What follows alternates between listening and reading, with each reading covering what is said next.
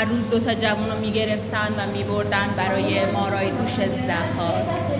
میدونم، دارم میبینم چقدر صدا میتونی در بیاری با خمیازت. الان نمیخواد اجرا کنی، صدای موتور نمیخواد در بیاری، دارم شاهنامه میکنم. صدای موتور، صدای آتیش.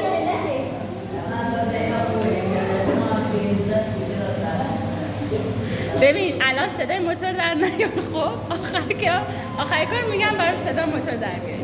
خب تنی چند روزی بدو بازخورد، رسیدن به آبتین که بر جفت او بر چنان بد رسید.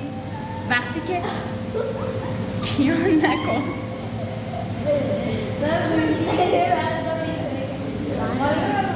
وقتی که مادر فریدون دید که اینجور بلایی رو سر آبتین آوردن، به مهر فریدون دل آکنده بود. یعنی فرخنده.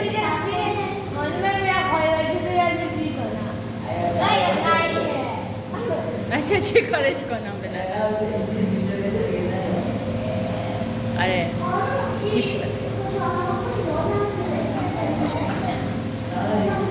پر از داغ دل بچه چی بود کیان؟ این بچه شیرخوار بود و برای اینکه بسپارنش دست کسی باید میتونست بهش شیر بده. حالا رفت سراغ کی؟